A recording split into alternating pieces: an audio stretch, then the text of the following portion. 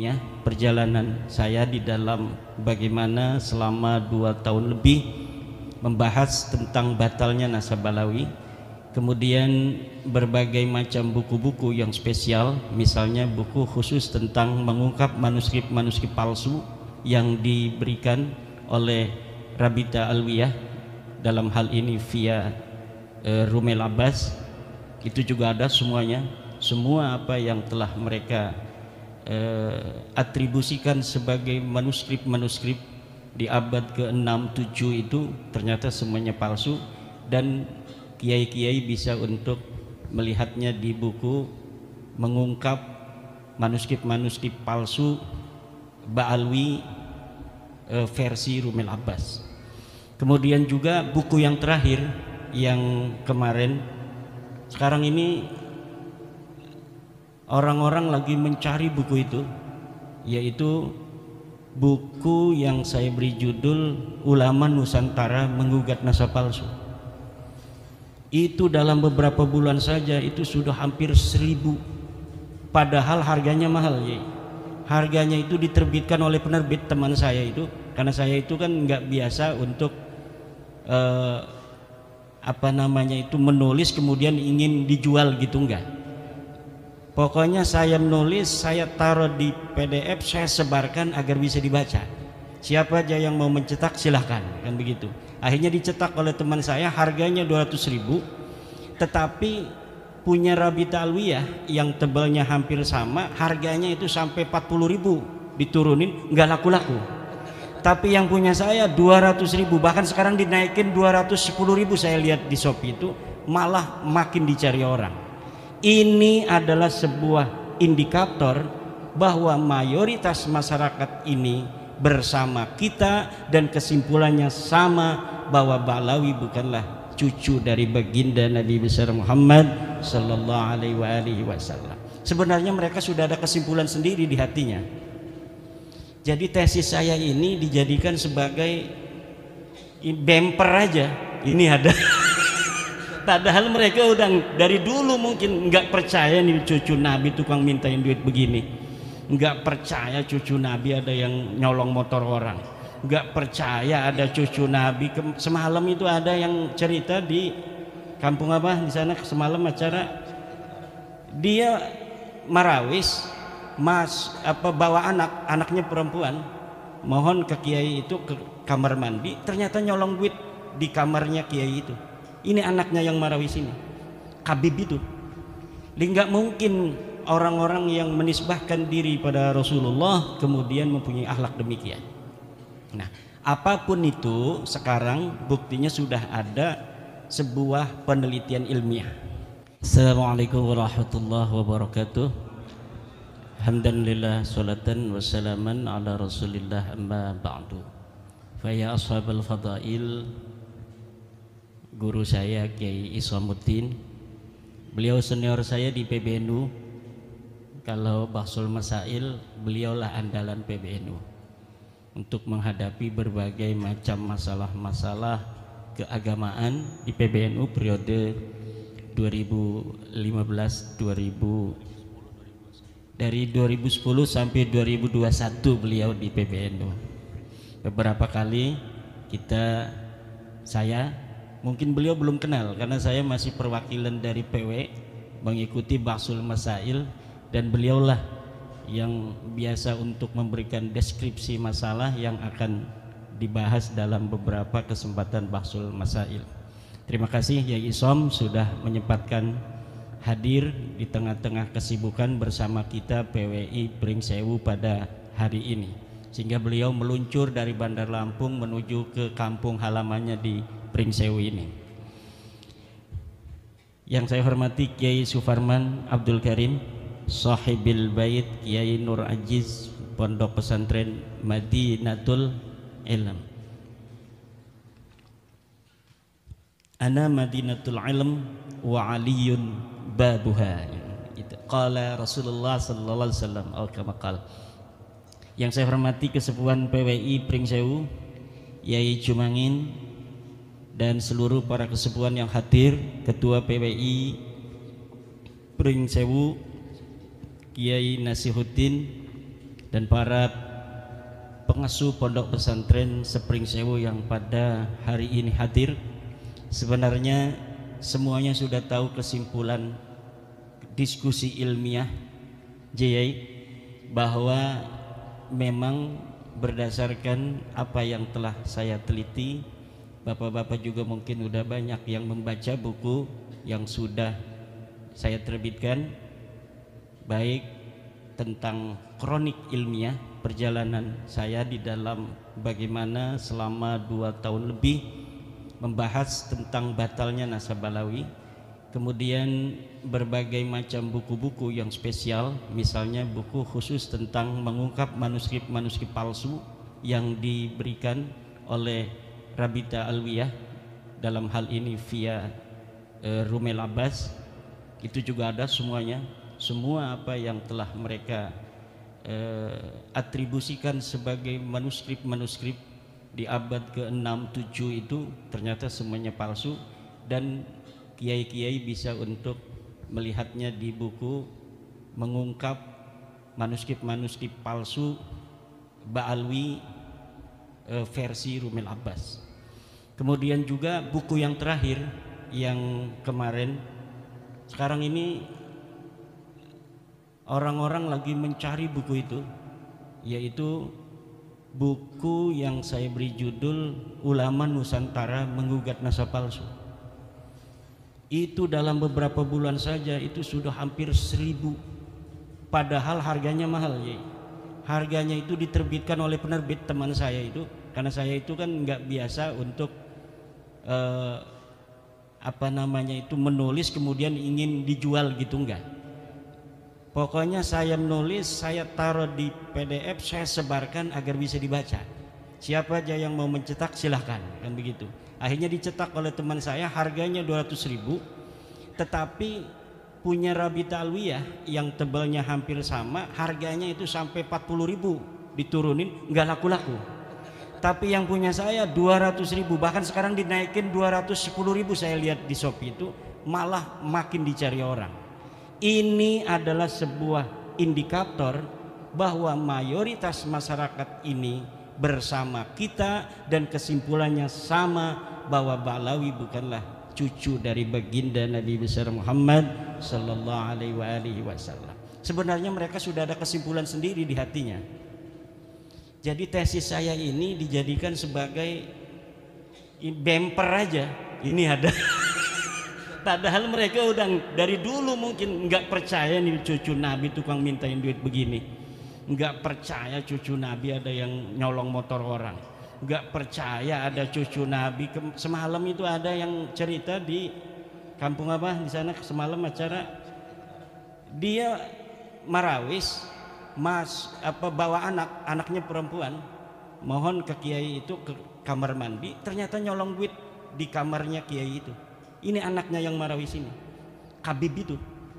Nggak mungkin orang-orang yang menisbahkan diri pada Rasulullah kemudian mempunyai akhlak demikian. Nah, apapun itu sekarang buktinya sudah ada sebuah penelitian ilmiah.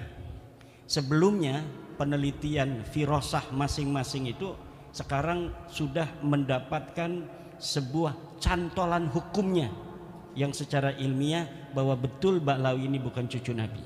Dulu guru saya Yai Abuya Dimyati itu kalau ada Habib sini delo ya incu Nabi ya, ini matanya dibuka, delo ya incu Nabi asli ya, itu artinya beliau nggak percaya, tetapi tidak pakai dalil, tidak pakai data, itu kasfan, maka tidak bisa untuk diikuti. Karena kasfan itu tidak bisa diikuti. Jangankan mukasafah hanya dalam masalah nasab, hanya dalam masalah Ramadan saja, walaupun bertemu Nabi, malam kita bertemu Nabi mengatakan besok adalah Ramadan, itu tidak bisa dijadikan dalil untuk bisa menjadi patokan orang berpuasa. Nah gitu. Jadi mimpi, kasab dan sebagainya itu laisat hujjatan lil hukmi. Saya ini mengadakan penelitian ilmiah. Benar nggak ini Habib ini cucu Nabi? Ilmiah itu berdasarkan 3 hal. Pertama adalah dia harus bersifat logis, kedua harus empiris, ketiga harus pragmatis. Logis artinya masuk akal, yang empiris artinya berbasis fakta dan data, pragmatis artinya penelitian ini harus ada kepentingan umat yang diperjuangkan, harus ada manfaatnya. Nah, Ba'lawi mengaku cucu Nabi dengan segala akhlak yang mereka pertontonkan, pendawiran wama syabaha yang terjadi di berbagai macam lapisan masyarakat, bukan hanya di kiai, di pejabat, di pengusaha, termasuk yang paling empuk itu kiai, karena kiai itu husnudonya tinggi, karena manhajnya manhaj ketum. Kalau yang manhaj ketum gampang ditipu, makanya jangan mau kalau dalam nasab ini pakai manhaj ketum. Ama ketum kita manhaj organisasi ikut beliau, tapi manhaj Ba'lawi jangan ikut ketum, karena kita bisa dijajah. Karena Ba'lawi itu hanya mau mengambil manfaat, mendawir, menekan, itu hanya kepada mereka yang masih husnudon. Kalau yang sudah merdeka, proklamasi, saya keyakinan bahwa Ba'lawi bukan cucu Nabi, itu gendamnya Ba'lawi itu nggak bisa masuk ke kita. Gendam doktrinnya itu bahwa mereka cucu Nabi, kemudian mereka minta uang. Kalau misalnya nggak minta uang, kita ini sungkan, takut kualat, nggak barokah. Itu hilang apabila kita sudah proklamasi bahwa sesungguhnya Ba'lawi bukanlah cucu Nabi. Hal-hal yang mengenai penelitian ilmiah dan lain-lain saya serahkan pada Kiai Iman. Udah beres itu.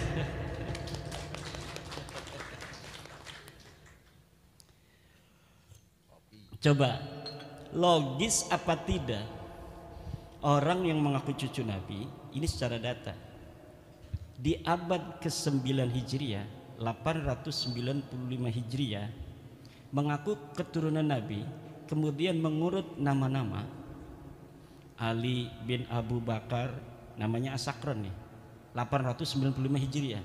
Nama saya Ali bin Abu Bakar bin Muhammad bin Abdurrahman As-Sigab bin Maula Dawilah bin Ali Sahibud Darak bin Ali Al-Ghayyur bin Faqih Muqaddam bin Ali bin Muhammad Sahib Mirbat bin Ali Qali Qasam bin Alwi bin Muhammad bin Alwi bin Ubaid bin Ahmad bin Isa. Ahmad bin Isanya 345 Hijriah. Sementara di abad-abad itu sudah banyak kitab nasab. Di abad keempat katanya Alwi ini hidup 400 Hijriah, berarti abad kelima. Di abad kelima sudah ada kitab Tahdhibul Ansab karya Al-Ubaidili 435 Hijriah. Tidak ada di sana mengatakan Alwi ini adalah cucu daripada Ahmad bin Isa. Ahmad bin Isanya disebutkan dia punya anak, kemudian keturunan sampai beberapa keturunan, tapi tidak menyebutkan Alwi ini, buyutnya Rizik Syihab itu, sebagai keturunan baginda Nabi besar Muhammad. Ada juga di abad kelima itu kitab Muntaqilah At-Talibiyah kalangan Ismail Toba-Toba. Ismail Toba-Toba itu 470 Hijriah. Tidak menyebutkan juga bahwa Ahmad bin Isa punya anak namanya Ubaid. Ahmad bin Isanya disebut dia punya anak namanya Muhammad, dia punya anak namanya Ali, tapi tidak disebutkan dia punya anak namanya Ubaid. Kemudian kitab Al-Majdi 490 Hijriah karya Al-Umari tidak juga menyebutkan Ahmad bin Isa punya anak namanya Ubaid. Ubaid punya anak namanya Alwi yang jadi Ba'lawi, nggak ada.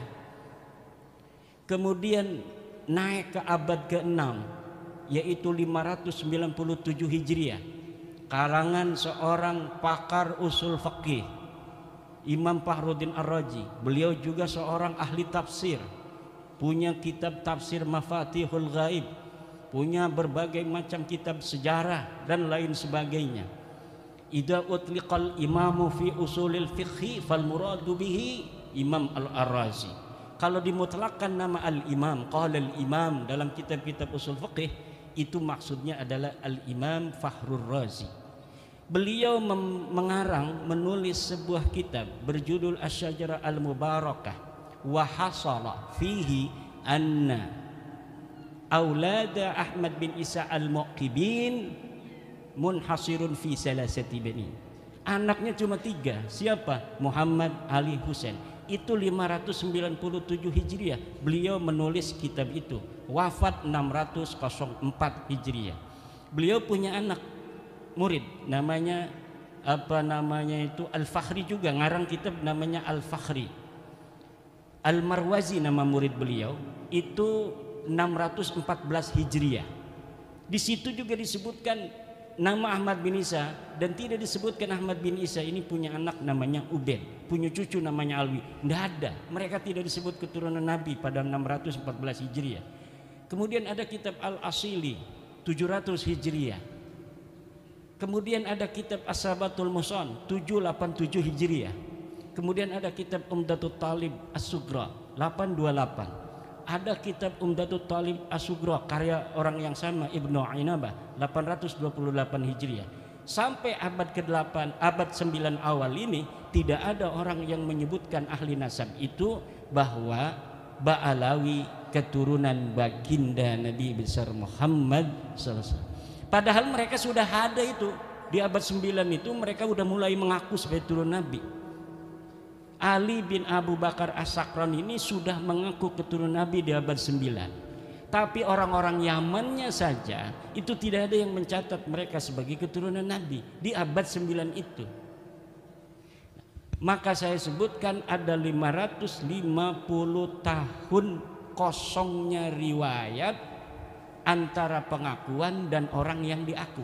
Orang yang diaku 345 Hijriah, mereka mengaku 895 Hijriah, hitung pakai kalkulator 550 tahun. Itu kalau kita mau kasihan. Itu versi kasihan itu 550 tahun itu. Versi yang tidak kasihan dalam ilmu nasab itu, dalam ilmu nasab, sebuah kitab sejarah la yuqaddamu bihalin ala ma yusbituhun nasabun. Ilmu sejarah, sejarawan tidak bisa didahulukan dari apa yang telah ditetapkan oleh ahli nasab. Sedangkan Ali As-Sakran ini ngarangnya kitab sejarah tasawuf dan amalannya. Maka walaupun ada susunan dia menyebutkan nama-nama sampai Ahmad bin Isa, itu sebenarnya dalam ilmu nasab tidak dianggap sama sekali. Adanya nama mereka itu muncul dalam kitab nasab, dalam kitab Tuhfatut Talib 996 Hijriah. Itu kalau dihitung 651 tahun. Cuma dalam kitab Tuhfatut Talib yang menyebut nama-nama mereka itu, Alwi sudah ada di situ tuh. Karena kan mengakunya 895 Hijriah. Kemudian 996 Hijriah ada masuk nama dia. Masuknya apakah berdasarkan maraji? Tidak.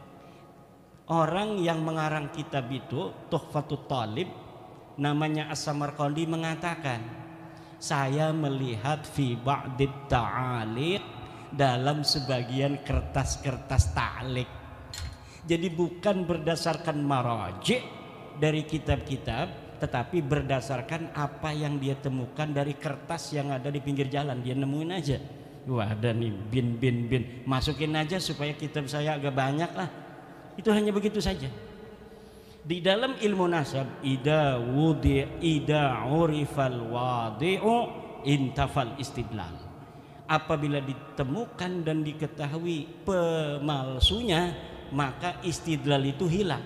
Nah, kitab Tuhfatut Talib ini tidak bisa untuk dijadikan referensi. Kenapa? Walaupun dia kitab nasab, tetapi penulisnya sudah iktiraf bahwa dia mendapatkannya bukan berdasarkan maraji dari kitab-kitab sebelumnya.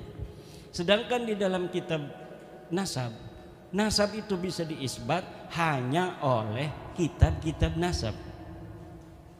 Jadi kitab-kitab nasab yang ada di sejak masa 199 Hijriah, Abnaul Imam fi Misra Wassam, itu Abnaul Imam kitab aslinya yang kemudian pada abad kelima dipalsukan, katanya ini karya Yahya bin Ismail Toba-Toba, padahal itu karya Ibrahim Toba-Toba yang wafat 199 Hijriah. Itu sudah ada kitab nasab, 199 Hijriah sudah ada kitab nasab, ditulis semua keturunan Imam Hasan dan Imam Husain. Gak bisa orang masuk-masuk sembarangan. Kemudian ada kitab Nasabu Quraisy, ada kitab Nasab Bani Quraisy, ada kitab As-Sam'ani tentang nasab, ada kitab Siri Silsilatil Alawiyah 340 Hijriah karya Abu Nasr Al-Bukhari. Tapi di situ bukan masa di mana Ahmad bin Isa hidup, jadi kita nggak pakai sebagai dalil. Yang kita pakai dalil mulai daripada kitab nasab yang bisa diakses paling tua, yaitu Tahdzibul Ansab karya Al-Ubaidili 435 Hijriah. Jadi kitab-kitab nasab itu sudah menafikan mereka sebagai turun Nabi.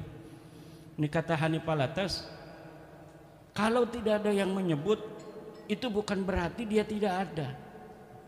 Kalau misalnya ada yang menafikan bahwa Alwi bukan cucu Nabi di abad 5, baru bisa diterima bahwa Alwi itu bukan cucu Nabi. Tapi tidak ada orang yang menafikan Alwi sebagai cucunya Ahmad bin Isa di abad kelima.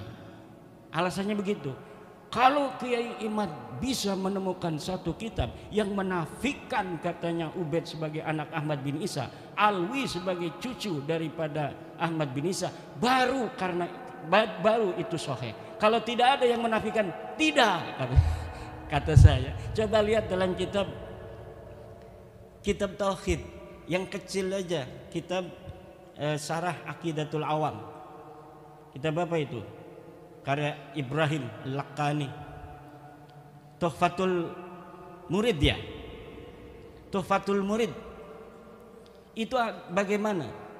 Sesuatu yang sah untuk dinafikan adalah sesuatu yang subut. Sesuatu yang bisa ditiadakan adalah sesuatu yang ada.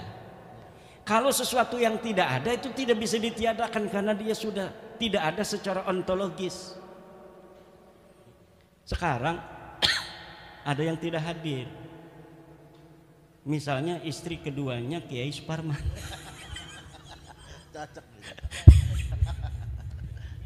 Istrinya ada, makanya saya candain. Misalnya Kiai Suparman punya istri dua, misal yang hadir cuma permaisuri, ada misalnya namanya Mesaro, misal. Kok masyarakat tidak ada? Nah, tidak ada itu karena memang tadinya ada. Tapi kalau memang sesuatu itu tidak ada, maka bagaimana sesuatu yang tidak ada kemudian kita nafikan? Itu dalam teori filsafat itu tidak logis. Kalamun ghairu mantiqiyyin. Kalam yang tidak mantiki, yang tidak logis. Tidak masuk akal. Nah, ini akan panjang ini karena semuanya sudah paham. Nanti kita di dalam diskusi aja. Bahwa begini kesimpulannya. Untuk mengetahui dia diisbat cucu Nabi atau tidak, itu menggunakan metodologi nasab, ilmu nasab dan kitab nasab. Secara kitab nasab mereka sudah hakul yakin kata Ramai Rama, bahwa mereka bukan cucu Nabi. Untuk mengetahui apakah mereka ini nama-nama yang disebutkan sampai Ahmad bin Isa itu sosok historis, orangnya betul-betul ada atau tidak, itu menggunakan pendekatan historis, yaitu melalui menelusuri nama-nama keluarga mereka ini dalam kitab-kitab sejarah. Dan dalam penelitian penelusuran saya mengenai nama-nama keluarga mereka, dari mulai Abdurrahman Segaf, kakeknya Ali Abu Bakar As-Sakran, Abdurrahman As-Segaf, punya ayah katanya namanya Muhammad Maula Dawilah. Ini adalah sosok yang fiktif. Dari mulai Muhammad Maula Dawilah punya ayah Ali Sahibud Darak, Ali Al-Ghayyur, Faqih Muqaddam, Ali bin Sahib Mirbat bin Ali Qoli Qasam, Ali Qoli Qasam bin Alwi, sampai Ubed, itu semuanya sosok ahistoris, orang fiktif yang namanya diurut begitu saja demi untuk mencapai ketersambungan sampai Ahmad bin Isa yang sudah sahih sebagai keturunan Nabi. Jadi jangankan bisa diisbat secara ilmu nasab, uang sosoknya aja nggak ada. Bagaimana sih Kiai Ahmad bisa menemukannya? Begini Pak, di Tarim itu banyak orang dulu. Faqih Muqaddam itu 653 Hijriah. 653 Hijriah di Tarim itu banyak ahli-ahli agama, ulama-ulama besar. Ada kitab-kitab nasab sejarah yang ditulis. Kejadian apa saja yang terjadi di Tarim itu ada dalam kitab Al-Yafi'i, dalam kitab Tabaqat Fuqaha Yaman, dalam kitab As-Suluk, semuanya diterangkan. Ada kejadian pembunuhan para fuqaha 560 Hijriah itu, ada penyerbuan dari kerajaan membunuh para kiai-kiai karena perbedaan dalam cara pandang keagamaan. Tapi tidak ada satupun nama-nama yang disebutkan ulama baik yang dibunuh maupun tidak dibunuh dari keluarga Ba'alwi. Kenapa? Karena memang waktu itu mereka tidak ada di Tarim. Mereka belum ada di Tarim. Mereka pindah dari India masuk itu sekitar sebelum abad 9 Hijriah, beberapa puluh tahun sebelumnya. Kemudian menyusun sebuah kekuatan di situ, kesejarahan palsuin semua ulama-ulama di sana, direbut nasabnya orang, kemudian yang direbutnya itu diingkirodkan. Ini mereka kan nyantol ke Abil Jadid, ulama Hadramaut, Sarip Abul Jadid, nasabnya diambil, Abul Jadidnya dihancurkan, bahwa Abul Jadid ini tidak punya keturunan hari ini abad 9. Sama juga dengan Wali Songo. Wali Songo diambil itu sejarahnya, dibelokkan nasabnya ke Hadramaut, keturunannya dihilangkan bahwa mereka tidak punya keturunan. Ini yang akan terjadi kalau tidak ada bab nasab 2022 dan tidak ada Kiai Suparman Abdul Karim di Lampung. Ini yang akan terjadi. Karena beliau yang awal-awal ngambil nyamber itu dari Banten. Luar biasa, antara Lampung dan Banten persahabatan yang tiada akhir.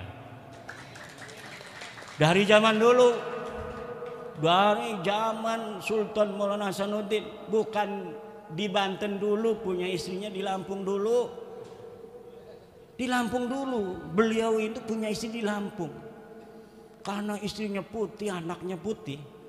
Kemudian dia dinikahi nama ayahnya dengan anaknya Raden Patah Demak. Ya namanya orang Demak kan ya kayak orang Demak nih banyak tuh. Nah, datanglah ini dari Lampung si putih ini.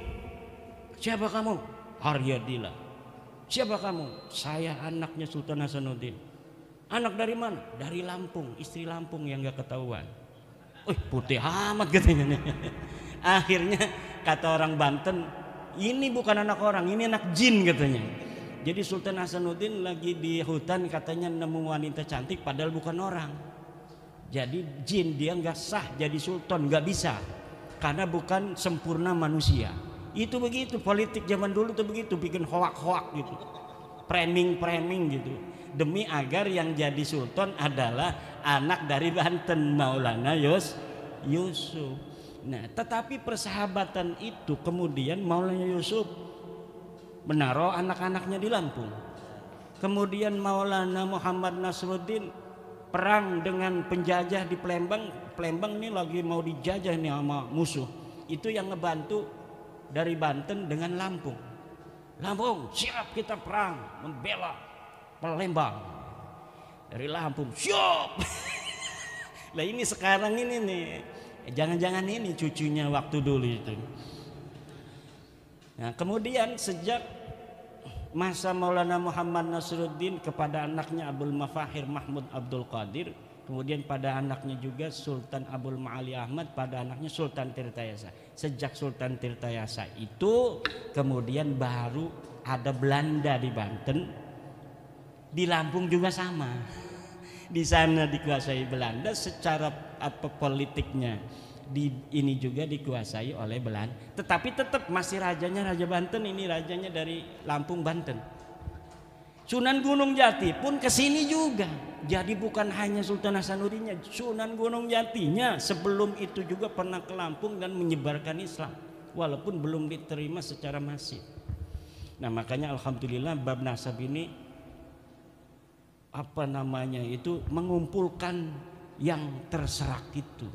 Sejarah-sejarah kesatuan kesejarahan Nusantara ini hari ini kembali menjadi perhatian semua bangsa. Dan kebetulan saya yang pertama kali tertarik untuk itu, dan secara kesejarahan saya memiliki hubungan dengan berbagai macam leluhur-leluhur Nusantara ini. Jadi dulu itu di Banten itu ada ini ya. Jadi ada Sumedang, Banten, saingan. Tapi ada orang yang turunan Sumedang dan turunan Banten. Ini yang menjadi pengadem-ngadem, yem-yem. Dan itulah leluhur saya. Jadi yang bisa bikin adem ini. Kemudian dengan Mataram. Dengan Mataram saingan juga walaupun saudara, sama-sama keturunan Pemanahan, Ki Ageng Pemanahan. Tapi kemudian beberapa generasi Banten dan Mataram bersaing.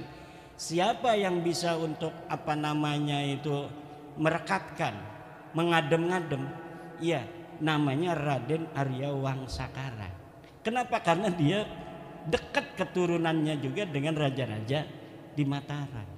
Jadi ini kebangkitan Nusantara hari ini itu tidak kebetulan, tapi memang sudah waktunya Baklawi ini ketahuan oleh Kiai Isom bahwa dia bukan cucu Nabi.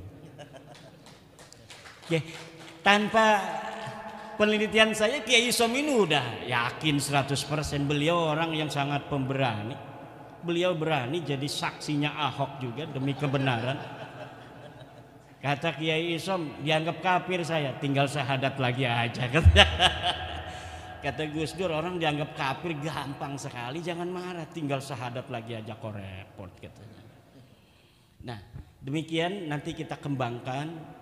Nah satu lagi itu dari nasab, sejarah fiktif kan, orangnya nggak ada. Jangan hadarat pada orang-orang yang tidak ada. Nanti ngeliang-liang ininya nih, Fatihah kita kemana-mana nggak diterima langit, nggak diterima bumi. Ila hadrati faqih muqaddam. Jangan hadaratin dulu, buktikan dulu ada apa tidak itu orang. Nggak ada. Orang sibuk ngomong faqih muqaddam kafir. Ditanya sama Gus Aziz Jazuli, Kiai gimana faqih muqaddam, setuju nggak kalau dia kafir? Kata saya nggak setuju. Kenapa Yai?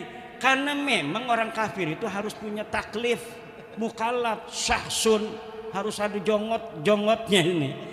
Sementara faqih muqaddam itu laisa syahsan tarikhiyan, bukan manusia historis, tidak ada di masa lalu, namanya hanya ditulis saja, kemudian sejarahnya satu persatu dirangkai, diglorifikasi pada ratusan tahun setelahnya. Semakin lama semakin besar itu glorifikasinya, seakan-akan kemudian diyakini lebih dari orang-orang historis.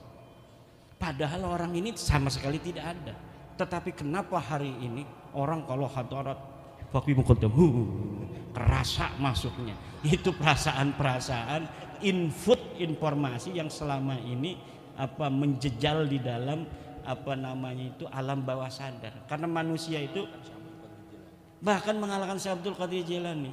Karena manusia itu Pak, apa yang dia simpulkan adalah apa yang masuk daripada informasi-informasi yang tersedia. Walaupun dia kadang-kadang memahami bahwa informasi itu palsu, daripada tidak ada informasi, maka informasi itulah yang akan dia jadikan patokan untuk menjawab berbagai macam pertanyaan yang ada dalam dirinya. Untuk apa? Menenteramkan jiwa saja. Menenteramkan jiwa.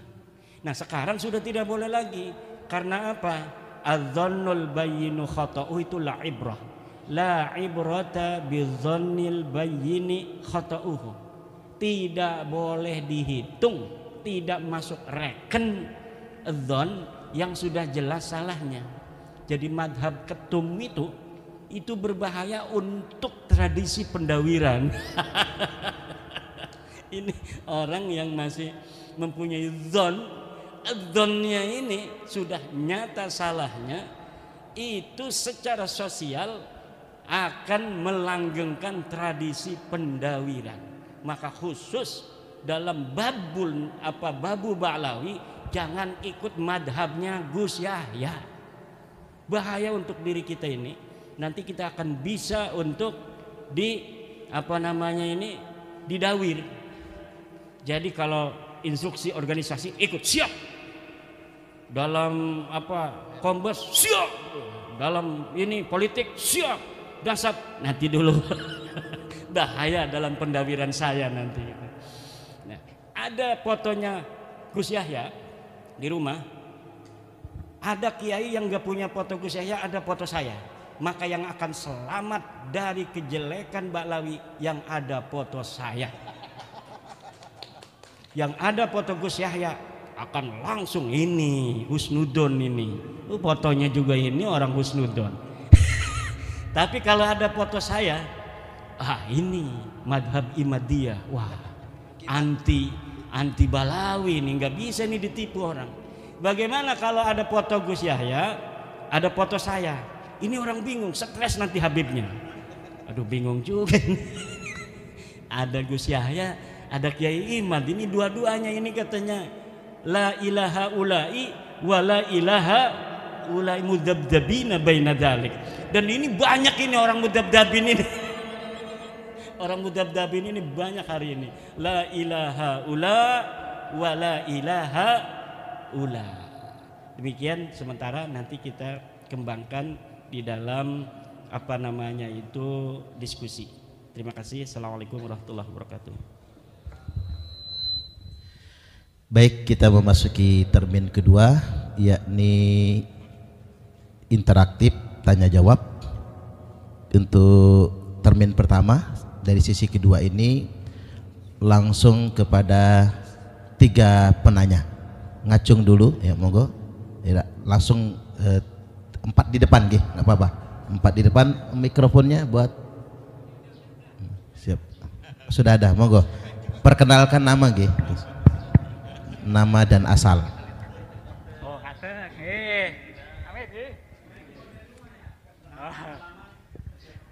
Assalamualaikum warahmatullahi wabarakatuh. Waalaikumsalam warahmatullahi wabarakatuh. Perkenalkan saya namanya Fadoli. Kebetulan dalam struktural NU menjadi ketua LWPNU, Lembaga Wakaf dan Pertanahan NU Kabupaten Pringsewu. Tapi ini atas nama pribadi. Saya termasuk orang yang lama mengagumi Romo Yai Imaduddin Usman Al-Bantani, sebab ini ada sebabnya, nggak boleh tepuk tangan, dikira tomprang doro. Sebab saya sudah lama lewat perantara teman membeli sebuah buku kronik perjalanan ilmiah Kiai Haji Imaduddin Usman Al-Bantani yang mengungkap dan membahas tentang nasab Ba'alwi. Hari ini saya bisa dipertemukan secara langsung dengan beliau, antara teori ilmiah yang dihasilkan dengan hari ini langsung dengan orangnya, alhamdulillah energik, gagah. Terus yang kedua, analisa yang disampaikan oleh Romo Yai ini benar-benar makul, artinya jeli, teliti dan ilmiah. Oleh sebab itu ada hal yang sampai detik ini masih ganduli. Ini karena Pringsewu ini orang Jawa semua rata-rata masih ganduli atau termemori di dalam pikiran saya. Saya minta pandangan Romo Yai bagaimana dalam realita yang ada kadangkala di masyarakat, terutama warga Nahdlatul Ulama atau warga Nahdliyah, ini dalam realitanya ini bagaimana cara menghadapi tips-tips orang yang mengaku turunan Rasul. Ini langkah kita bagaimana dikaitkan dengan negara kesatuan Republik Indonesia ini menganut asas Bhinneka Tunggal Ika. Jangan sampai salah langkah. Ini Polri hadir nggak? Jangan sampai nanti teguran kita mengganggu Kamtibmas. Ini langkahnya gimana? Karena kita menganut asas Bhinneka Tunggal Ika. Satu. Yang kedua, diskusi ini adalah menjaga kesucian nasab Rasulullah Shallallahu Alaihi Wasallam. Yang ini secara pribadi saya memperoleh input masukan secara pribadi, umumnya untuk seluruh hadirin, karena tidak semua orang ahli dan memahami tentang ilmu nasab. Tujuan diskusi ini ialah untuk memberikan pencerahan pada kita. Yang pertama pencerahan intelektual, yang kedua pencerahan emosional, yang ketiga adalah pencerahan spiritual. Harapannya supaya kita mampu membedakan asinnya garam dan asinnya upil. Ya, garam asinnya endingnya sehat karena yodium. Upil saya cocok dengan yang disampaikan oleh Kiai Haji Isomuddin. Ini kalau upil ini asin tapi penyakit, jangan sampai penyakitan kita. Maka diskusi ini bukan hanya sekedar tepuk tangan. Saya sangat cocok bagaimana ini nanti Yai dan Gus Isomuddin atau yang lain forum, kita harus ada action nyata. Apa aplikasi action nyatanya? Setelah diskusi ini coba bikin sebuah petisi, pernyataan, tanda tangan supaya negara hadir untuk bagaimana ini tidak jadi fenomena dalam masyarakat. Kita bikin pernyataan yang ditembuskan ke PC, PW, PCNU, PWNU, PB supaya negara hadir dengan instrumen yang ada, Kemendagri, Jaksa Agung, Kementerian Agama, untuk mendorong supaya oknum-oknum yang mengaku dzurriyyatur Rasul diadakan tes DNA. Ini kayaknya sangat efektif. Cocok? Ojo mung tepuk tangan toh, action nyata nanti. Nanti Gus Isom tanda tangan, saya di bawahnya berani, tapi tetap beliau yang di depan. Gitu aja. Sekian. Ini untuk yang kedua, ada follow up yang diminta dari seluruh jamaah. Terakhir untuk Pak Yai Suparman, ini nanti kita taunya warga masyarakat PW itu taunya Persatuan Wartawan Indonesia. Harapannya Yai Nasiruddin ada kiprah nyata dibikin setiap kecamatan PWI, karena nanti asumsi dan persepsi dikira wartau, sedangkan perjuangan Wali Songo Indonesia harapannya setiap kecamatan diadakan PAC dan PAC PWI sampai ke ranting. Gitu aja. Assalamualaikum warahmatullahi wabarakatuh. Sun Yai Fadoli. Langsung ke kedua. Langsung lanjut yang Moga. kedua. Asmani, Pak. Alhamdulillah. Nama saya Khairul Anwar. Saya ikut Pak Ustadz Fadoli di PWNO, saya selaku Ketua Lesbumi. Nah, jadi karena membawa amanah dari guru saya Profesor Dr. Agus Sunyoto. Tadi sudah disinggung terkait tentang nasab-nasab dari Bu Alawi, tetapi tadi belum disinggung Atlas Wali Songonya. Nah, ini harus dikolaborasi agar dalam kita menggawangi Islam Nusantara menjadi kuat dan kokoh. Karena apa? Tadi disebutkan banyak sekali orang-orang Londo, apalagi Londo Blangkon. Nah, banyak Londo Blangkon, orang-orang Jawa sing menyaplok ngaku-ngaku nasabe Wali Songo. Padahal dia orang biasa saja yang pakai sorban, pakai ceramah di medsos jagoan. Tapi ini hanya ngaku-ngaku dzurriyyahnya Wali Songo. Nah ini saya mengusulkan kepada PWI Pusat nanti agar ada penguatan kapasitas terkait para pengurus dan aktivis di PWI agar supaya tidak gagal faham bahwa PWI itu adalah Persatuan Wartawan, tapi perjuangan Wali Songo. Apalagi ada laskarnya, komandan laskar juga harus mempunyai jiwa kesatria dalam menegakkan Dzurriyatul Rasul ini. Jadi saya berharap bagaimana strategi-strategi yang jitu untuk kita mampu melakukan penguatan kepada tim-tim kita dulu sebelum ke yang lain-lainnya.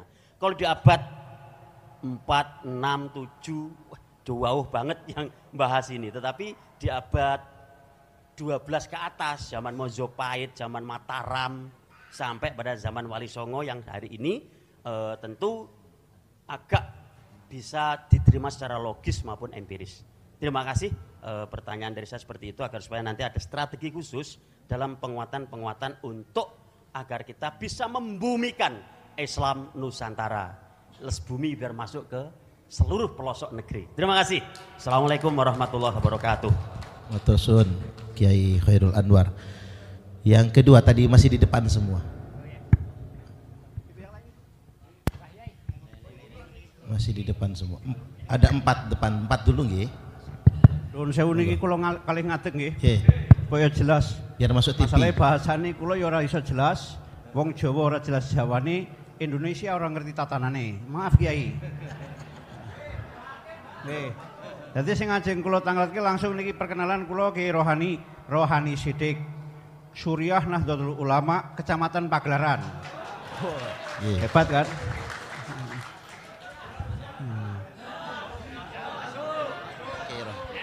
Langsung mawon Kiai. Niki masalah berkaitan kalih waktu. Niki mangke kula rampung tanglet mun diparingi jawaban kula nyuwun pamit kula wangsul. Mboten. Kula niku cara pamere kula duwe jamaah sing lakoni jamaah 40 hari. Mulai dari Ruah tanggal 20 sampai nanti tanggal 1 Idul Fitri. Tuh. Ya.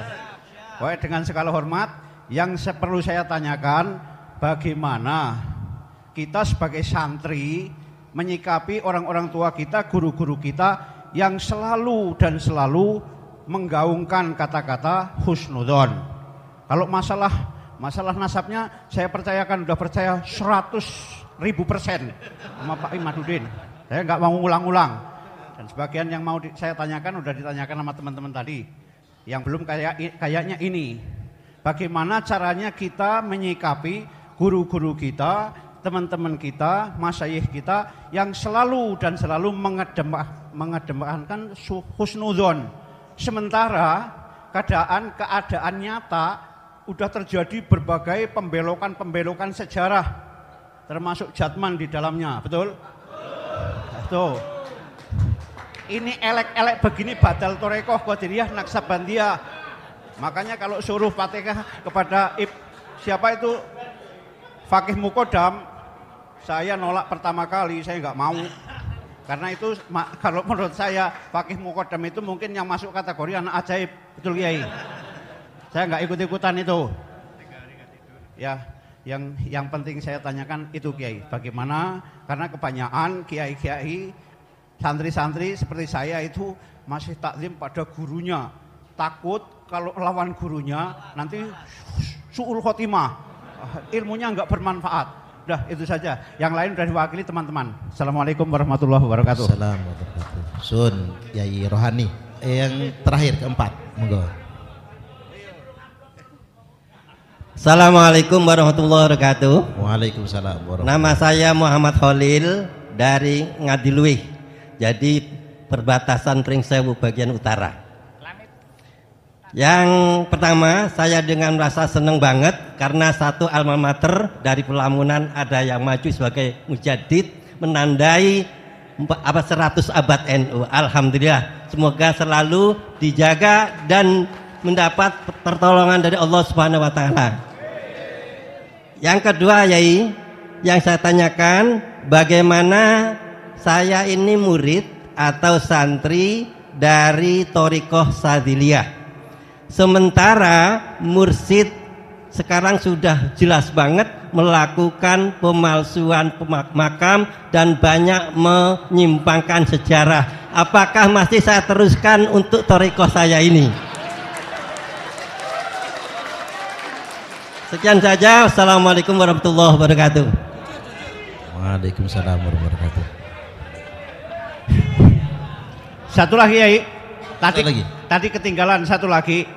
Bagaimana respon pemerintah kita selama ini setelah ada viralnya makam dipalsukan, tokoh-tokoh dipalsukan, udah seberapa jauh pemerintah kita merespon atau mungkin bertindak? Itu saja. Oke. Monggo matur nuwun. Baik, saya ingatkan sedikit. Pertama dari Kiai Fadoli, bagaimana cara menghadapi orang-orang yang ngaku keturunan Nabi Sallallahu Alaihi Wasallam agar tidak terjadi konflik dan tetap terjaganya Kamtibmas. Jadi jangan sampai terjadi konflik.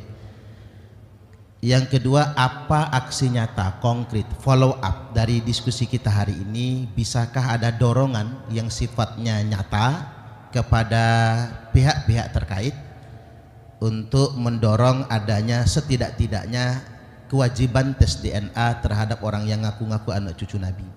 Adapun tentang PWI, karena baru 1 tahun lebih dikit, maka memang belum tersosialisasikan. Hanya saja saya perlu ingatkan kepada segenap kader-kader PWI, karena perjuangan Wali Songo Indonesia itu 90% lebihnya adalah kader Nahdiyin. Jadi walaupun bukan Banom NU, dan memang bukan Banom, karena kalau Banom harus koheren dengan PBNU, ini kan kita nggak bisa koheren soalnya. Nah, jadi kok heran. Jadi kok heran. Jadi PWI niki akan terus tersosialisasikan, dan mohon jangan mudah emosi, jangan gegeran.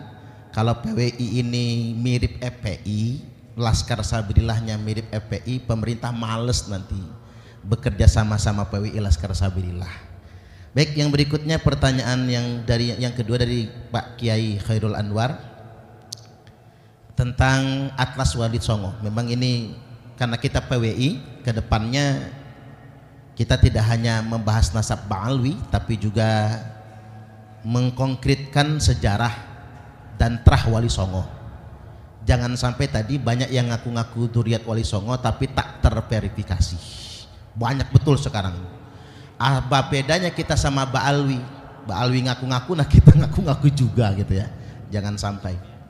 Yang ketiga dari Kiai Rohani, bagaimana santri menyikapi kiainya yang masih husnudzon. Nah, ini perlu jawaban. Yang jawaban ini tidak membuat santri merasa berdosa ini, maksudnya. Bagaimana respon pemerintah terhadap pemalsuan makam, sejarah dan lain sebagainya. Dan yang terakhir dari Kiai Muhammad Khalil, bagaimana apakah thariqah beliau masih bisa dilanjutkan, karena mursidnya ini bukan hanya memalsukan makam, tapi mursidnya juga belum pernah berbaiat. Jadi mursid Saziliyah yang beliau berbaiat itu beliau pun belum pernah berbaiat. Monggo Yai silakan. Untuk Yai Fadli, kata Syekh Imam Ibnu Hajar, yambaghi likulli ahadin ay yakuna lahu khiratun fi hadan nasabi syarif hatta la yantasiba ilai ahadun illa bihaqqin.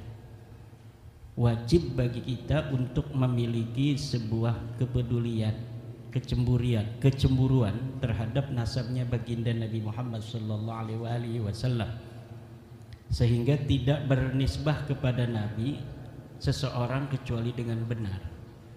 Ada orang yang mengaku turunan Nabi, bagaimana sikap kita? Jangan langsung hormatin. Bahkan ada yang haram untuk kita menerimanya, sama dengan kedudukannya dengan hadis palsu. Hadis itu tidak boleh seorang khotib di dalam mimbar Jumat membawa hadis palsu kecuali dengan menjelaskan kepalsuannya. Begitu pula dengan nasab palsu. Kita tidak boleh mengatakan Habib ini duriat Nabi, kata orang, tidak boleh. Tapi Habib ini duriat Nabi tapi palsu, begitu. Harus menyebutkan kepalsuannya itu. Begitu kita meneliti apa nasab-nasab yang mengaku kepada Nabi, apa hukumnya? Sama dengan meneliti orang-orang peneliti tentang hadis Nabi. Imam Bukhari, kenapa Imam Bukhari itu meneliti hadis Nabi? Karena hadis Nabi banyak yang memalsukan. Ada kepentingan madhab, ada kepentingan daerah, ada kan hadis-hadis tentang fadilah Syam. Nah, orang-orang Najd pengen juga ada hadisnya, bikin hadis palsu. Orang-orang dari daerah Maroko bikin juga, orang dari Banten, afdolun nasi fi Nusantara Banteniyun. Nah, bisa aja, tapi diverifikasi apa betul ini Nabi dulu pernah mengatakan demikian. Bagaimana caranya? Untuk meneliti hadis kita menggunakan cara verifikasi hadis. Adakah ittisalus sanad baina rawin wa rawin? Kemudian makul apa tidak? Mukhalifun lil Quran apa tidak? Mukhalifun lil ijma apa tidak? Kalau mukhalifun lil qiyas fihi khilaf. Tapi mukhalifun lil Quran dari sisi matanya itu jelas hadis itu merupakan ciri-ciri wadah, ciri-ciri palsu. Begitu pula dengan orang yang mengaku turunan Nabi. Lah orang mengaku turunan Nabi, ane cucu Nabi, ane mau haul abah, ane butuh sapi 3. Udah, kiai 1 supaya barokah pondoknya banyak santrinya. Kenapa sih sehari ini kiai-kiai itu masih ada yang menganggap dirinya banyak santrinya karena barokah itu? Karena mereka mengungkapkan keberkahan itu. Jadi ketika masuk ke dalam pikirannya kiai itu, yang sering ngomongin keberkahan itu adalah para kabib-kabib yang dawir ini. Jangan-jangan memang saya berkahnya dari dia. Padahal keberkahan dia karena pada doa gurunya, doa orang tuanya, doa masyarakatnya, doa muridnya. Itu seakan-akan dilupakan semua. Karena ibunya hanya mendoakan, tapi dia tidak pernah mengatakan ibu selalu mendoakan engkau supaya barokah. Tidak. Gurunya juga begitu. Tetapi si kabib-kabib ini selalu mendemonstrasikan seakan-akan merekalah orang yang paling berjasa bagi kita. Dan itu bukan hanya untuk level pondok pesantren, bahkan level Indonesia. Level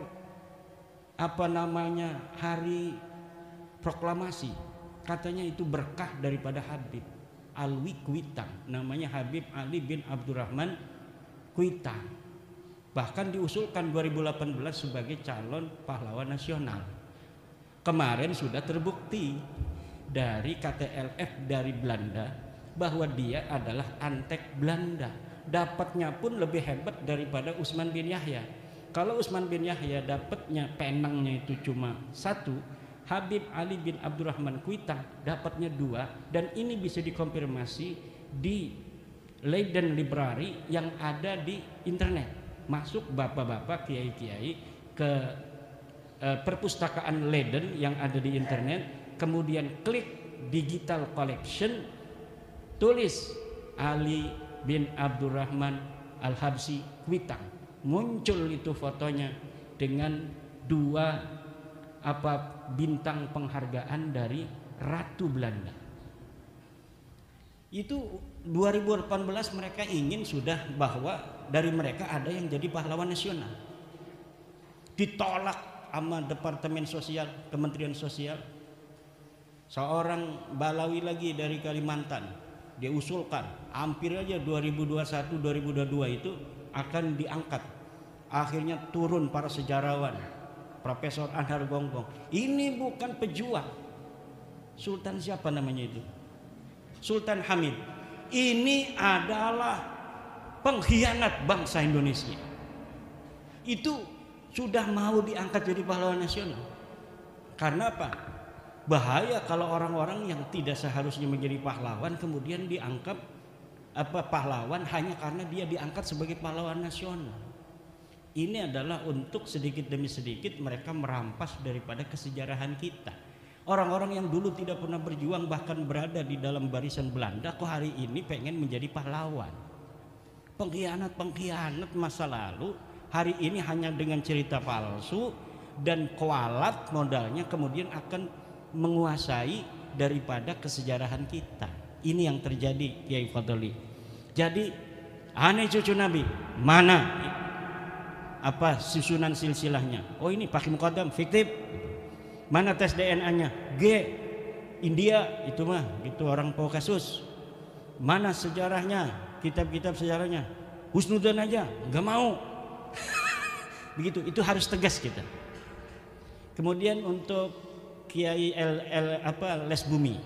Emang Les Bumi ini ketuanya sekarang ini Kiai Jadul Maula itu adalah ketua lembaga Banom NU yang berani ngundang saya di pondoknya di Kaliopak. Dia nggak takut-takut ngundang saya di sana di Kaliopak.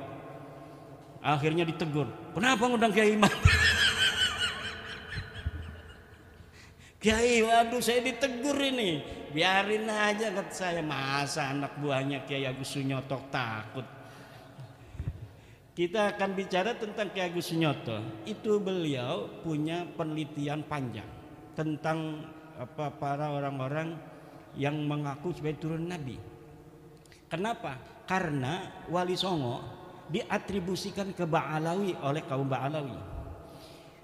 Kemudian Profesor Agus Sunyoto ini meneliti secara manuskrip masa lalu bahwa ditemukan kapan itu dibelokkannya Wali Songo ke Ba'alawi.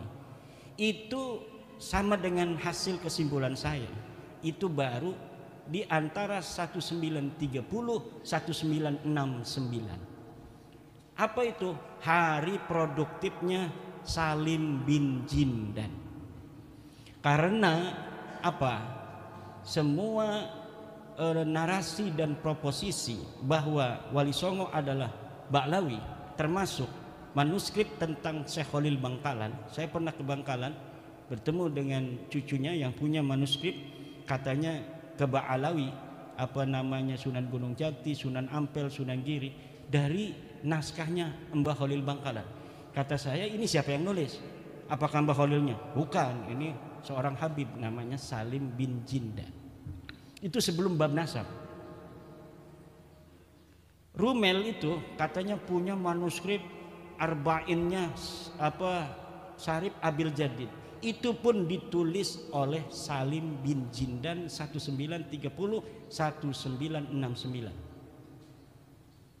Mana kalau berani Rumel bawa sini itu manuskrip. Manuskripnya kan sudah ada itu di blog santri itu punya PBNU dulu. Bukan di blog, di web Desantri apa namanya itu, bahwa Salim bin Jindan punya sebuah kitab hadis yang dipoto oleh wartawan dari PBNU, kemudian ditaruh di internet, kita bisa akses sampai sekarang. Saya bandingkan dari sisi penelitian teks dan tekstualitas bahwa tulisannya itu sama dengan tulisan Salim bin Jindan, manuskrip yang dibawa oleh Rumel di Rabita Alawiyah ketika debatan itu. Saya screenshot, saya bandingkan, identik bahwa ini adalah tulisan Salim bin Jindan. Siapa Salim bin Jindan? Salim bin Jindan telah diteliti oleh para pakar-pakar dari Ba'alawi sendiri. Aiman Al-Habsi, Muhammad Al-Habsi menyimpulkan bahwa Salim bin Jindan orang yang mempunyai penyakit melankolia, yaitu orang yang selalu membayangkan sesuatu terjadi dari ruang hampa, kemudian dia yakini sebagai sebuah kebenaran, kemudian dia catat. Jadi karena ada yang mengatakan di abad 9, yaitu Ali Asakron, bahwa Syarif Abul Jadid yang seorang muhaddis ini adalah sepupu daripada leluhur mereka, maka mereka kemudian membuat sebuah kitab yang riwayat sanad hadisnya itu seakan-akan misalnya Alwi menerima sanad dari Syarif Abul Jadid.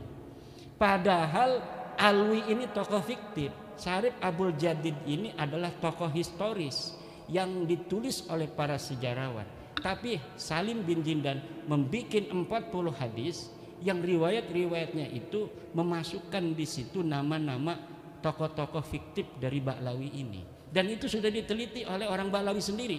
Karena dari tokoh Ba'lawi juga kan ada sejarawan. Walaupun mereka juga saya sudah dapat menyimpulkan tukang bohong juga. Mereka tukang bohong juga. Tapi kalau ada saingannya berbohong, mereka juga nggak mau. Mereka membongkar itu bohong katanya. Kenapa? Mereka nggak mau dikalahkan bohongnya kan. Nah itu sudah jelas bahwa penelitian Kiai Agus Sunyoto almarhum itu sudah menurut saya tinggal disempurnakan. Beliau memang ada riwayat Wali Songo ke Ba'lawi. Selain itu ada riwayat Wali Songo ke Musa Al-Khatib. Kenapa sampai banyak begitu? Karena Wali Songo ini seksi. Wali Songo ini seksi, banyak orang yang mau mengatribusikan dirinya pada kesejarahan Wali Songo. Untuk apa? Keunggulan klan, keunggulan daerah dan lain sebagainya. Bahkan kaitan Wali Songo dengan Aceh itu diputus 100%. Padahal Wali Songo dan Aceh itu ada kaitan. Tapi kenapa sama sekali sekarang tidak ada orang bicara Wali Songo, bicara Aceh? Nama Cempa, bahwa Sunan Ampel berasal dari Cempa, itu dibelokkan jauh ke dalam pedalaman Vietnam. Padahal telah ditemukan sebuah kesimpulan ilmiah bahwa pada abad ke-14 di Cempa itu belum ada Islam. Kenapa Sunan Ampel yang menyebarkan agama Islam di Surabaya, di Banten dulu Sunan Ampel itu. Setelah di Banten tidak laku, kemudian ke Surabaya. Kenapa tidak laku itu? Ya orang Banten punya kekhasan, jarang atau sulit, bukan jarang, menerima sebuah ajaran baru itu dari zaman dulu. Kecuali muncul dari orang sendiri. Sunan Gunung Jati kan dia dari Mekah itu datang, itu enggak langsung ke Cirebon. Dia datang ke Banten dulu untuk apa? Mondok di Sunan Ampel. Ketika sampai di Banten, Sunan Ampel sudah pergi ke Surabaya. Sunan Gunung Jati langsung ke Surabaya, mondok 7 tahun di Surabaya.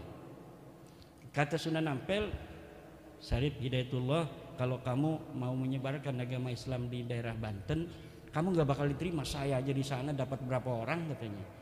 Tapi ada syaratnya. Apa syaratnya? Kamu kawin sama orang sana. Nanti kamu jangan mengharapkan kamu akan diterima.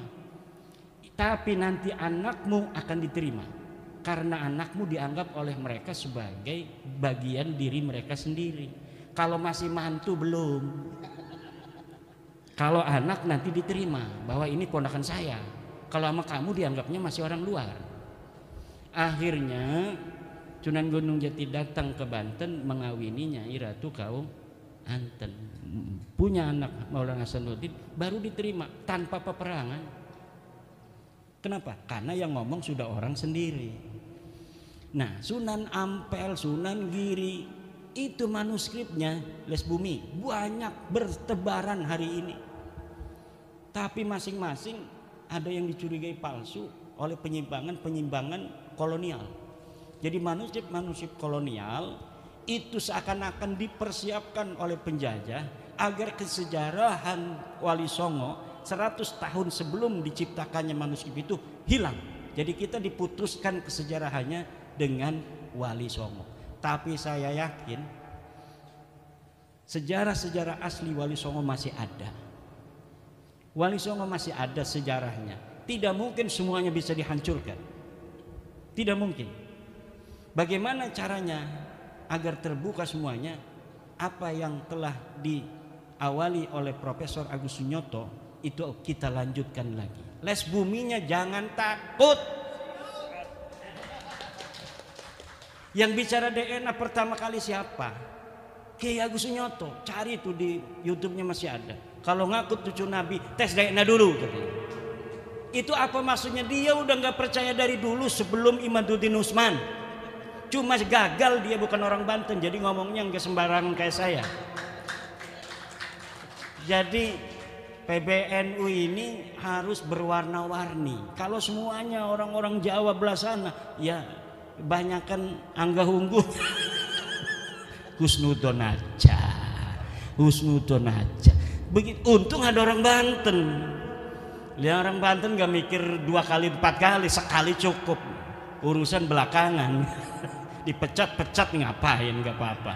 Kan begitu. Lah itu makanya harus berwarna-warni.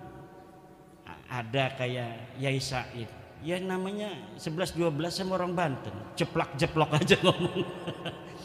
Tapi kalau orang-orang Jawa yang halus hatinya, penuh dengan pertimbangan matang, lah itu nggak bisa cepat. Ini mungkin butuh 100 tahun lagi Balawi ini. Tapi orang Banten tanpa didampingi oleh keuletan orang-orang Jawa juga susah ini. Tapi ini hanya 2 tahun lebih beres. Ini udah beres ini. Udah beres, udah. Tinggal ini mah penghiburan diri mereka saja.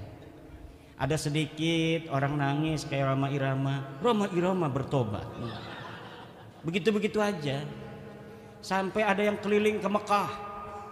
Ngutus orang ke Mekah, nemuin kiai-kiai Mekah, Sayyid Mekah yang punya murid di Indonesia agar berpesan muridnya jangan ikut sekte Ahmadiyah. Ada yang sudah ikut kan, Yai Ja'far dengan penelitiannya juga. Itu sampai gurunya dari Mekah bikin voice note bahwa engkau harus menghormati para sadah. Kata Kiai Ja'far, coba dibalas tuh gurunya. Iya, saya hormati sadah, tapi Balawi bukan sadah. Ngelawan dia sama gurunya juga. Kenapa itu? Karena dalam tradisi kita nanti sama Kiai Rohani ya, ini akan ada ketersambungan dengan pertanyaan Kiai Rohani, bahwa kalaulah seorang murid yang berbeda dengan gurunya harus kualat, maka Imam Syafi'i orang yang pertama kualat kepada Imam Malik. Imam Ahmad bin Hambal orang yang pertama kualat kepada Imam Syafi'i. Abu Hasan Asy'ari orang yang pertama kualat kepada Ali Al-Jubai. Gurunya Mu'tazilah kok muridnya Abu Hasan Al-Asy'ari jadi ahli sunnah wal jamaah, merontohkan seluruh proposisi gurunya. Hasan Al-Basri punya murid gagah perkasa namanya Wasil bin Atta. Dia harusnya kewahalat Wasil bin Atta, tapi tidak, dia ulama besar dari golongan Mu'tazilah. Dia punya guru juga Muhammad Al-Hanafiyah, anaknya Sayyidina Ali, ini Wasil bin Atta. Jadi dari zaman dulu murid dan guru berbeda, itu gurunya harus bangga. Kata Imam Ahmad bin Hambal, ta'allam kama ta'allamna, belajarlah seperti kami belajar. La tuqallidni wala tuqallid Malikan wala Syafi'iyan wala Sufyan As-Tsauri. Jangan ikuti aku, jangan ikuti Malik, jangan ikuti Imam Syafi'i, tetapi ta'allam kama ta'allamna, belajarlah seperti kami belajar sehingga kami menemukan kebenaran yang kami yakini. Kita tidak perlu menyelesaikan masalah ini hanya dengan tepuk tangan. Ini murid-muridnya Ki Hasyim Mujadi semua. Ki Hasyim Mujadi itu begitu kalau ceramah. Kemudian dari siapa? Pelamunan, Yai Khalil. Yai Khalil Pelamunan. Ini beliau mondok kepada pesantren Pelamunan. Saya mondok pada Kiai Hasuri bin Thohir. Nah, ini menantu Yai Thohir Pelamunan. Jadi namanya bapak beliau Thohir, mertuanya Thohir, punya pesantren At-Thohiriyah. Iya, kan beliau itu waktu saya di sana wasiat karena udah kena stroke. Imad kalau abah wafat nanti tolong dimakamkan dekat makamnya Abah Thohir. Pengen dekat dengan mertua. Kalau nggak boleh di pagernya. Kalau nggak boleh juga di luar pagar. Kalau nggak boleh juga baru di pondok ini. Akhirnya di makamnya di pondok tanpa meminta ke sana karena anak-anaknya pengen juga dekat dengan abah. Nah, itu dulu Yai Thohir Pelamunan mondok kepada Yai Husein Cerita, kepada Yai Tubagus Abdul Halim, mantan Bupati Serang. Tubagus Abdul Halim mondok kepada Kiai Husein Cerita, pada Syekh Nawawi At-Tanara Al-Bandani. Jadi itu generasi keempat. Syekh Nawawi kepada Kiai Husein Cerita dekat dengan Caringin, kepada Kiai Abdul Halim pada Kiai Pelamunan. Kalau mau cepat langsung kepada Kiai Husein, enggak kepada Kiai Tubagus Abdul Halim. Karena Kiai Thohir Pelamunan juga selain mondok kepada Kiai Abdul Halim, mondok juga langsung karena masih hidup Kiai Husein Cerita. Begitu pula saya mondok kepada Kiai Tubagus Hasuri Thohir, mondok kepada Kiai Tubagus Hasuri, mondok kepada Kiai Thohir Pelamunan. Setelah dari Kiai Thohir Pelamunan, mondok juga kepada Kiai Abdul Halim itu karena masih hidup juga. Tetapi guru saya selalu mencatat Kiai Thohir, walaupun as-sanadul ali bisa untuk meninggalkan yang Kiai Thohir, tapi karena apa? Karena lil barokah wat tabarruk, maka walaupun as-sanadul adna yang lebih panjang itu yang diambil oleh guru saya. Untuk apa? Agar nama-nama guru kita tidak hilang. Walaupun di dalam ilmu sanad itu kan ada as-sanadun ali, ada as-sanadud dani itu. Kalau lebih sedikit itu hebat, kalau panjang itu nggak hebat, berarti kalah sanad, kalah tua dia.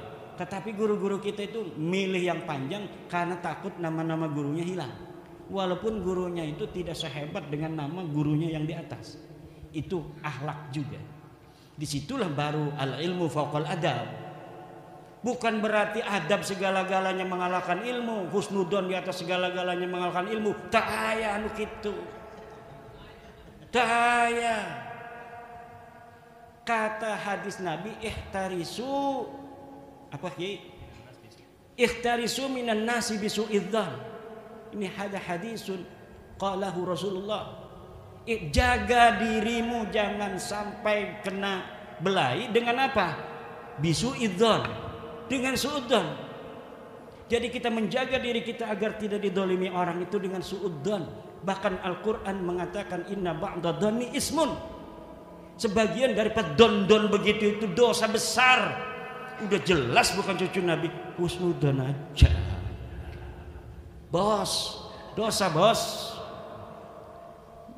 Pokoknya udah ada barokahnya. Yang lain juga banyak barokah bos. Ini kita ngaji Sapina dulu. Kita juga ngaji Fathul Qorib bos. Enggak cuma Sapina bos. Ini husnudon. Iya, orang-orang tua kita bagaimana katanya itu masih husnudon. Iya, kita jawab tadi, berani nggak jawab sama ketum begitu? Dari MWC datang kan hari Rebo ke PBNU. Assalamualaikum ketum. Inna ba'dad dhanni ismun. Ikhtarisu minan nasi bisu'idzan. La ibrata bidzannil bayini khata'uhu. Assalamualaikum. Udah begitu. Paling besok dapat dipecat. Ini jangan-jangan ketua les bumi dipecat besok. Berani nggak dipecat?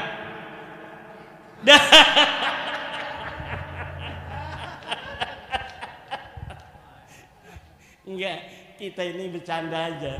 Kenapa? Karena kita tahu sebenarnya beliau-beliau itu sama dengan kita. Sama dengan kita, mereka juga sayang kepada masyarakat Nahdlatul Ulama. Tetapi ada pikiran-pikiran orang tua kita yang pikirannya lebih bijaksana daripada kita. Understand? Tadi tuh Kiai Fadoli itu terkaitnya. Jadi ada sesuatu yang besar yang masih dipikirkan. Kalau yakinnya udah yakin mereka itu seyakin-yakinnya Balawi bukan cucu Nabi. Ngomong husnudon itu berarti enggak percaya. Mangqala bi husnudoni huwa fi yakinin annahum laisu min dzurriyyatin nabi. Orang yang ngomong kalau ditanya husnudon aja, itu berarti enggak percaya. Understand? Jangan yes. Ini udah di chat itu ketua les bumi itu. Nah, bagaimana sanad thariqat sadiliyah? Masih diterusin nggak? Batal apa? Batal itu. Udah. Gimana bayat baru? Udah nyari bayat baru tuh. Mbah Halwani, Abuya Dimyati, na'rifu solahahum, na'rifu quwwata yaqinihim. Daripada kita berthariqah silsilahnya ada orang fiktif nanti, bahaya juga, ngapain? Ada fiktifnya. Iya kan, saya juga thariqahnya dari Banyumas juga ada. Saya thariqah Khalidiyah Naksabandiyah. Dari Mbah Malik, bapaknya Mbah Malik, Mbah Ilyas. Lah Mbah Malik itu thariqahnya Qadiriyah Naksabandiyah.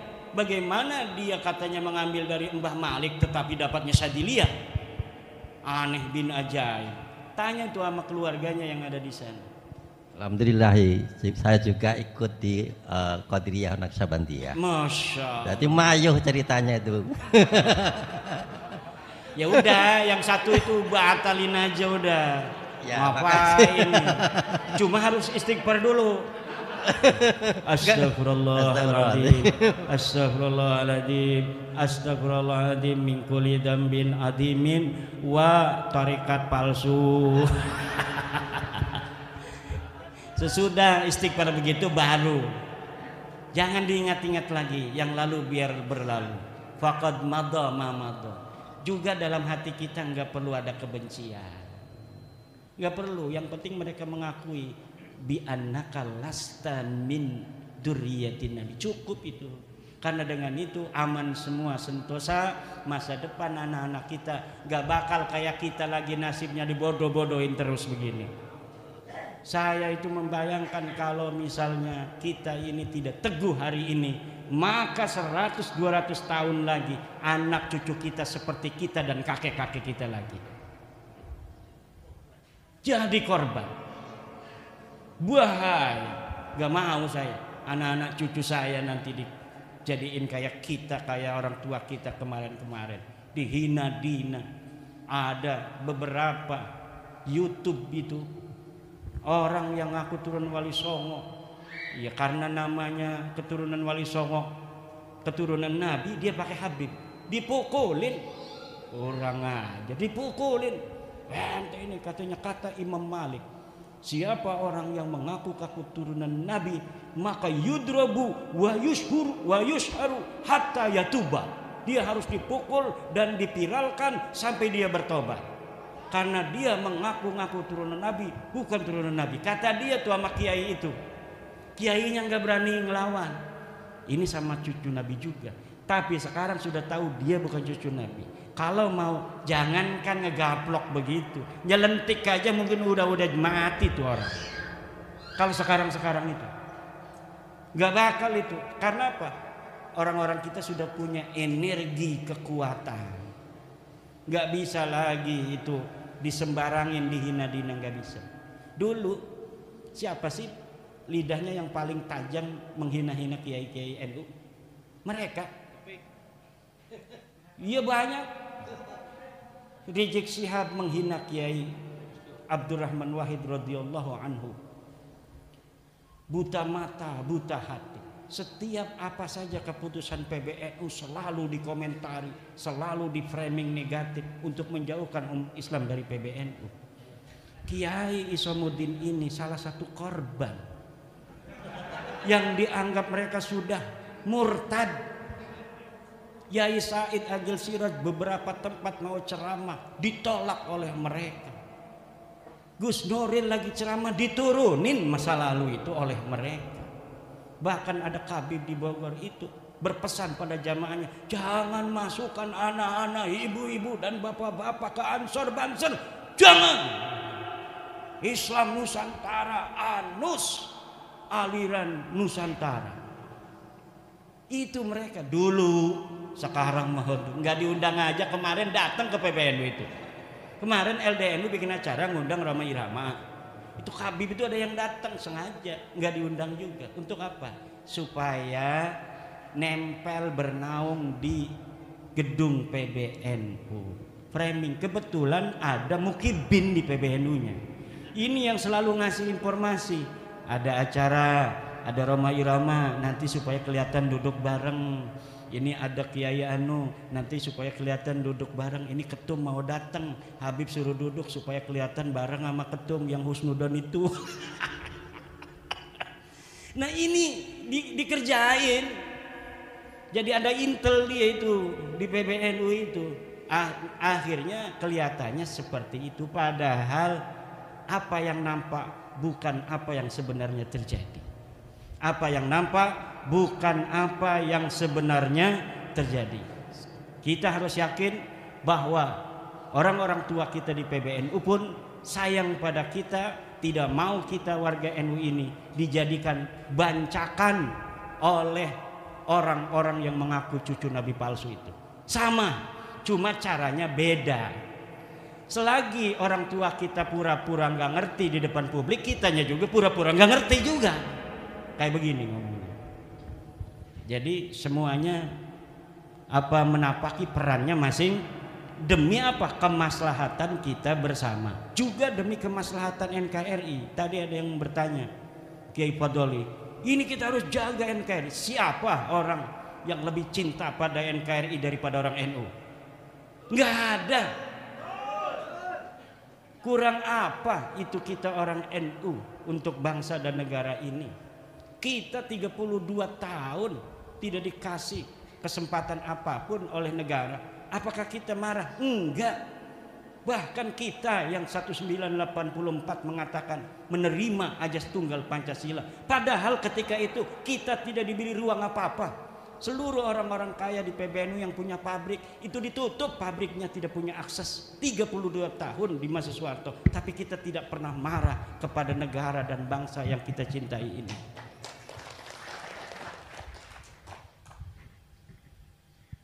Semua peran-peran sosial, peran ekonomi, semuanya dihapus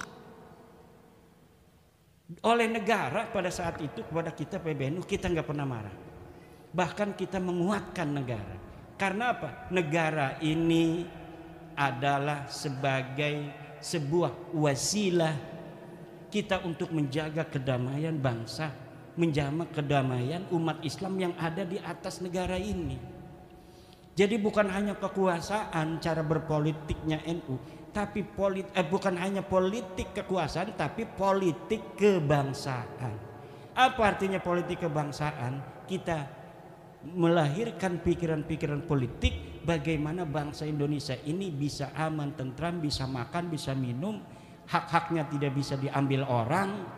Coba kalau nggak ada polisi, orang punya motor bisa diambil. Coba lihat itu, kalau misalnya ada mobil bawa semangka jatuh, itu semua diguyur orang.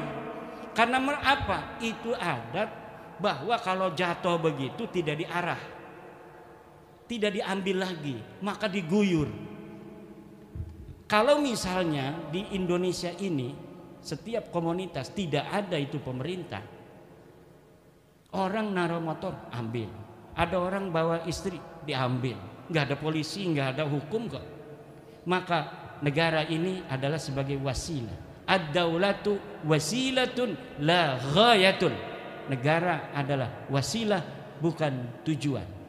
Maka bentuk dari sebuah negara sebenarnya bagi Nahdlatul Ulama tidak penting, tetapi fungsi-fungsi li sholahid dunya wad din itu harus ada. Dan NKRI ini adalah saat ini yang terbaik bagi kita, bahwa NKRI telah mampu untuk memerankan dua tujuan utama daripada dibentuknya negara, yaitu li sholahiddin wa dunya, untuk kepentingan agama dan dunia. Apa kepentingan agamanya? Kita begini aja nih lagi diskusi PWI, pondok-pondok pesantren Sepring Sewu, negara hadir. Kata siapa negara nggak hadir? Hadir negara itu. Lihat di belakang bapak-bapak polisi kita, dikasih rokok enggak sama panitia, suruh duduk begitu lama. Ini negara berarti sudah hadir. Negara hadir untuk kepentingan bersama, bukan hanya kepentingan yang hadir hari ini, tapi untuk kepentingan semuanya. Cara berpikir kita harus cara berpikir the founding father bangsa kita dan the founding father daripada Nahdlatul Ulama. Nah, kalau pemimpin negara kita mempunyai kesetiaan itu kondisional. Tapi kecintaan dan kesetiaan kita pada negara ini bersifat final. Kalau kepada pimpinan negaranya kondisional. Kalau sesuai dengan kepentingan Nahdlatul Ulama, kepentingan bangsa secara umum, kita dukung. Kalau tidak sesuai dengan kepentingan bangsa secara umum dan lebih khusus kepentingan kita sebagai Nahdlatul Ulama, ya kita tidak dukung. Tetapi kita tidak mendukung hal-hal yang menjadi kebijakan yang tidak sesuai dengan kepentingan Nahdlatul Ulama, tidak menjadi sebab kita memusuhi negara. Tidak bisa. Orang yang hari ini berbeda politik misalnya dengan pemerintah, kemudian dengan itu dia ingin menunjukkan bahwa kalau tidak kerjasama politik dengan aku, kamu akan menjadi chaos, kemudian dia tega membuat chaos ini bangsa dan negara, maka dia sama sekali tidaklah berjalan di atas jalan daripada the founding father Nahdlatul Ulama. Karena kalau kita berjalan di atas the founding father Nahdlatul Ulama, yang menjadi titik sentral fokus kita adalah bangsa. Bangsa ini bisa aman tentram, bisa makan, bisa minum dengan aman, bisa ngaji, bisa ibadah karena ada negara. Maka menjaga keamanan negara juga wajib. Sekarang lagi demo. Ini konstitusional demo. Tetapi kita juga harus paham apa yang telah diputuskan oleh pemimpin-pemimpin kita juga tujuannya untuk kepentingan kita. Yang paling berbahaya adalah kalau anak-anak kita masih sudah disusupi, kemudian pemimpin kita disusupi untuk bertindak anarkis terhadap anak-anak kita. Atau anak-anak kita disusupi untuk bertindak anarkis untuk mengacaukan bangsa dan negara. NU di sini selalu berperan sebagai sebuah wasit untuk kedamaian dan perdamaian, keamanan, ketertiban bangsa dan negara kita. Termasuk bab nasab itu pun cara berpikirnya sama, Kiai Fudoli. Kita yang harus paham. Ini udah selesai, Mbak Lawi bukan cucu Nabi. Rhoma Irama kan sampai nangis. Kenapa Rhoma Irama nangis itu? Karena dia terharu pada Habib yang ada di sebelahnya itu baik sekali. Rhoma mau ini ngambil tisu, diambilin. Ini Bang Haji gitu. Jangan batalin lagi ya dalam hatinya. Itu Rhoma terharu, ini baik banget ini Habib. Padahal saya batalin dia. Tapi kok baik banget dia. Enggak kayak Rizik Syihab. Rizik Syihab itu ketika dibatalin marah-marah sama Rhoma. Ada orang tua Bangka, penyanyi dangdut, dia mengaku-ngaku ulama, batalin nasab orang. Lah Rhoma Irama itu orang Banten, Bos. Kalau ditantang-tantang begitu makin nyingkin. Makin nyingkin orang Banten, dia itu cucu daripada Sultan Tirtayasa dari ibunya. Nggak paham itu Rizik Syihab sama Bahar. Orang begitu malah ditantang-tantangin, makin menjadi dia, makin menjadi. Tapi ini si Kabib yang hadir di PBNU nggak diundang itu, dia paham. Ini Bang Haji, di Rhoma terharu, nasab udah gua batalin, lu ngambilin tisu gua. Terharu karena salah satu ciri daripada orang Banten mudah terharu. Mudah terharu. Ngobrol begini nih. Kalau lagi ngobrol seneng ketawa-ketawa, tiba-tiba ngomongin kakek yang udah mati waktu dulu pernah dikasih benting misalnya, itu nangis. Kalau lebaran nggak ada salah apa-apa, kita rangkul-rangkulan dia sambil nangis dulu tuh 2 menit 1 menit mah itu. Lagi ngobrol begini bisa nangis. Itu apa namanya? Ya mungkin ciri genetik. Rhoma Irama itu memiliki ciri itu walaupun tidak semua orang Banten begitu. Ini di framing Rhoma Irama bertobat.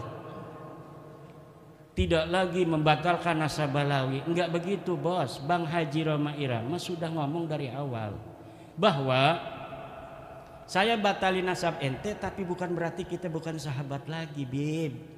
I love you. Kan begitu ngomong waktu dengan saya itu juga. Waktu sebelum dengan saya, dengan Rumel Abbas, dengan Guru Gembul ngomong begitu juga. Kita batalin nasab bukan berarti kita putusin hubungan. Yang dulunya ente jual minyak wangi ke rumah aneh, silakan jual minyak wangi lagi. Kalau aneh punya duit bayarin, kalau kagak ya ndak apa-apa, jangan maksa-maksa lagi. Yang punya tetangga Balawi nggak usah pindah rumah bos. Seakan-akan ketika dia bukan cucu Nabi kita jijik, kemudian nggak begitu. Lah Bang Haji itu begitu cara berpikirnya. Jadi terharu nih sama Habib yang baik ini ngambilin segala apa yang dibutuhkan dia. Itu di framing katanya bertobat. Nggak bisa bos, dia keyakinannya udah hakul yakin. Hakul yakin itu nggak bisa dirubah bos. Nih ini yang ada masih mukibin hatinya. Apa benar ya? Lah ini masih mudabdabin bena dalika begini. Ini sampai rumah dia tuh begini. Hei bos, yang masih saya udah kasih sebenarnya. Udah kalau baca buku saya 690 halaman males, malam aja istikharah. Usolli sunnatul istikharati raq'ataini lillahi ta'ala. Allahu akbar. Niatkan bahwa kita ingin mendapatkan kejelasan Ba'lawi ini cucu Nabi atau bukan. Kemudian setelah itu salam berdoa, ya Allah, aku memohon daripadamu yang maha tahu. Saya bingung banget mengikuti diskusi di Pringsewu, Kiai Imad menerangkan dengan Kiai Isom. Hati saya tersayat, saya tidak terima bos. Ya Allah, katanya Ba'lawi bukan cucu Nabi. Ya Allah, saya bertanya sekarang kepadamu ya Allah yang maha tahu, yang maha rahman, apakah Ba'lawi ini cucu Nabi atau bukan? Wassallallahu alaihi wasallam. Kayak Allah aja jawab begitu. Yang jawab Allah, nanti jangan kita. Nah nanti coba, walaupun tidak mimpi, fa'alhamaha fujuraha watak. Jadi kalau model-model kita kalau dikasih mimpi ketinggian derajat, paling-paling di dalam hatinya ini sudah mengkristal nanti sebuah keyakinan akan sesuatu. Dan saya yakin keyakinan itu adalah Ba'lawi bukan cucu baginda Nabi besar Muhammad sallallahu alaihi wasallam. Istikharah juga melahirkan keberanian karena kita menyandarkannya sudah kepada Allah Subhanahu wa taala. Kalau kita menyandarkan hanya kepada cara kita berpikir, belum kita menyandarnya pada Allah, kita takut salah. Jangan-jangan Kiai Imad ini salah. Udah istikharah saja wahai para kiai, jangan banyak-banyak. Cukup 2 rakaat saja berdoa yang sebenar-benarnya doa. Ya Allah, ya Rabbi, saya ngelihat Kiai Imad ini pengen ngegintes saja ya Allah. Saya ini sudah muhibbin, sudah berpuluh-puluh tahun akan diberantas oleh Kiai Imad, Kiai Parman di Lampung, ngeselin ya Allah. Mohon petunjuk darimu, apakah benar Ba'lawi ini cucu Nabi ataukah bukan? Ini bukan buat Kiai Saroni, Kiai siapa? Rohani. Tuh yang di belakang ada mukibin. Jangan-jangan itu petugas kita dari Polri itu juga masih mukibin. Tolong istikharah Pak Polisi. Insya Allah hanya dengan 2 rakaat Allah akan beri jawaban. Ini sudah jam 1. Wallahu wal muwaffiqu ila aqwami thoriqin. Wassalamualaikum warahmatullahi wabarakatuh. Sudah lapar ya ibadnya. Nanti ngobrolnya sambil santai saja. Mungkin sementara kita cukupkan dulu.